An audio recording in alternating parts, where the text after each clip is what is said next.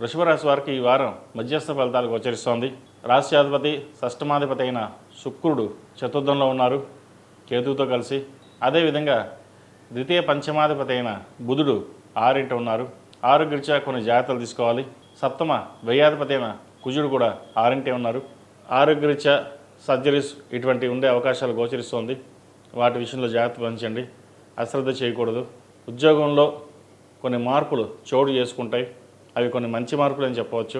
Promotion కావచ్చు, లేదా నూతన ఉద్యోగ ప్రయత్నాలు కావచ్చు.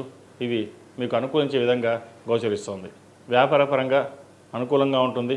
ఒక వ్యాపారాన్ని ప్రారంభించాలని చూస్తారు. ప్రస్తుత వ్యాపారం సక్రమంగా నడుస్తున్న కొత్త వ్యాపారం ప్రారంభించడానికి అధిక ధన వ్యయ సూచన కనిపిస్తోంది. అది మన మంచిదే, అవసరమైతేనే ప్రారంభించండి. లేకపోతే ఉన్న వ్యాపారాన్నే నడిపించుకుని ముందుకు వెళ్ళడం చెప్పదగినది. భూ సంబంధించిన వ్యవహారాలు కావచ్చు, సినీ కళారంగాలకు సంబంధించిన వ్యవహారాలు కావచ్చు, హోటల్ మేనేజ్మెంట్, ఫుడ్ ఇండస్ట్రీ, చిరు వ్యాపారస్తులకు, కూరగాయల వ్యాపారస్తులకు ఈ వారం లాభించే దశగా గోచారం కనిపిస్తోంది. ఈ రాశిలో జన్మించిన విద్యార్థులకు విదేశీ సంబంధించిన వ్యవహారాలు, నూతన ఉద్యోగ ప్రయత్నాలు చక్కగా చేసుకోవచ్చు. పై చదువుల కోసం చేసే ప్రయత్నాలు సఫలీకృతం అవుతాయి. అతిగా స్నేహితులు నమ్మి మోసపోవద్దు. ఏదైనా సరే పెద్దవాళ్ళ సలహాలు సూచనలు తీసుకుని ముందుకు వెళ్ళ చెప్పదగినది. ఈ రాశిలో జన్మించిన స్త్రీలకు ఆరోగ్యపరంగా కొన్ని జాగ్రత్తలు తీసుకోవాలి. ఉద్యోగంలో స్థానచలనం అనేది కనిపిస్తోంది. వచ్చిన ఉద్యోగ అవకాశాలు అవి మంచివే కాదా అని నిర్ణయించుకుని ముందుకు వెళ్ళండి. ప్రస్తుత పరిస్థితుల్లో స్థిరమైన ఉద్యోగం కోసం ప్రయత్నాలు ప్రారంభించండి. ఎందుకంటే ఒక చోట మీరు ఉద్యోగం చేశారంటే ఏళ్ల తరబడి అక్కడే ఉండాలి, చక్కగా చేసుకోవాలని భావన మీకు ఉంటుంది. ఇంతకంటే మరీ మంచి ఉద్యోగం వస్తుందేమో, దానికి వెళ్దాం అనే భావన కూడా ఉంటుంది.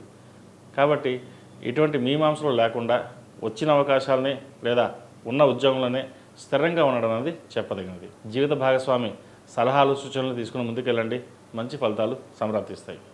ఈ రాశివారు ప్రతిరోజు ప్రతినిత్యం ఓం నమో నారాయణ ఒత్తులతో దీపారాయణ చేయడం, అదేవిధంగా సుబ్రహ్మణ్య స్వామి వారికి 8 మంగళవారాలు అభిషేకం చేయించండి, సుబ్రహ్మణ్య పాశుపత హోమం చేయించండి, మంచి ఫలితాలు ఉంటాయి.